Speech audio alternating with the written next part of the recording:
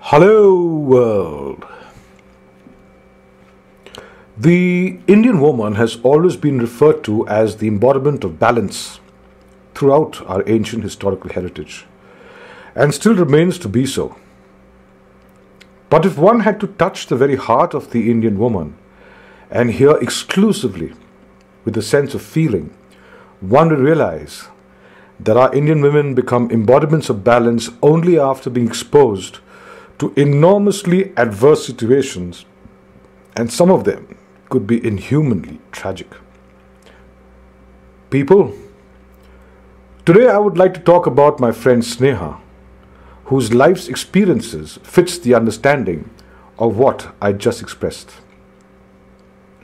Sneha was born into a very wealthy family in Bangalore, and her childhood was a fairy tale that every young girl would have loved to live.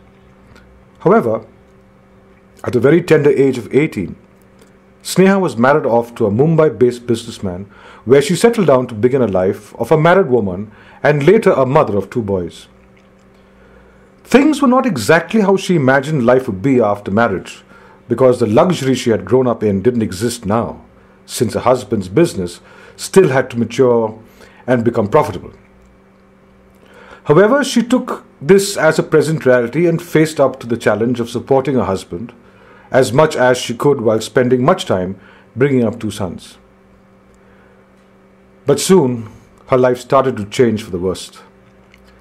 Her husband's business just never took off. Stretching a rupee till the end of the month became her greatest challenge.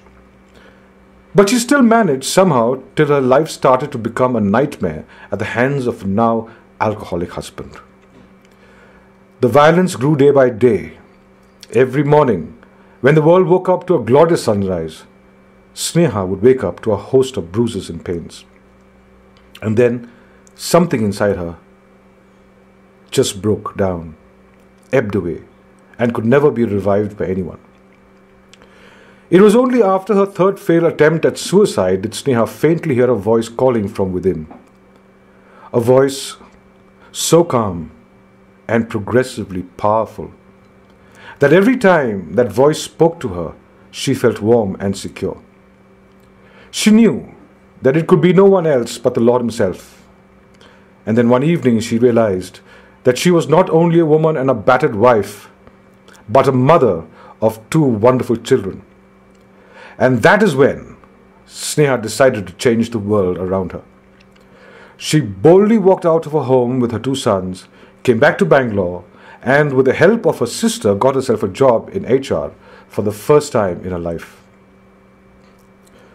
Now, with a steady income in place, she slowly but meticulously started recreating her existence along with her sons.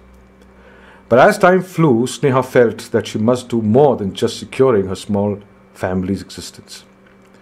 From deep within her, a new passion began to rise. A passion to counsel people who had irretrievably gone through the tragedies of life she had won out of. A passion to turn victims into self-motivated leaders. Sneha began to devote her weekends counseling almost anyone who drew towards her, from prisoners in jail to societies of the downtrodden to married couples and to whatever have you. And then the Lord created a miracle for Sneha. Sneha Fernandes, an ace financial advisor and chartered accountant, stepped into her life. It may not have been love at first sight, but the intensity of the relationship kept growing abundantly as each found in the other an encouragement to emancipate the world through their work and talents. Soon Sneha married Sunil and she was blessed with a daughter. Sneha never looked back after that. With enormous encouragement from Sunil, she gave up her job and went into full-time counseling. She created Sneha Bandhan, an organization that helped couples rediscover themselves and live enormously happy lives. Transforming Careers was another venture Sneha simultaneously set up, which was involved with career and family counseling. But the icing on the cake is her latest venture, which was born out of a relationship with Sunil, when for the first time she discovered that there are also men like her husband who could be encouraging, loving, and dedicatedly caring. And then an almost radical thought flooded her mind. She realized that laws for women's rights were in abundance in India, but for men, who could be possible victims in the hands of women in whatever form the relationship may be in, there were no laws to protect them.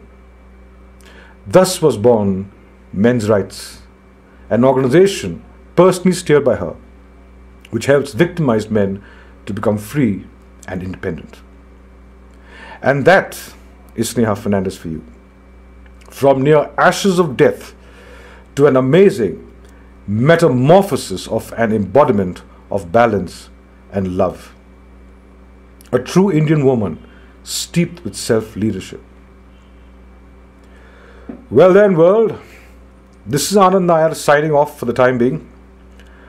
Ciao for now, till we talk again.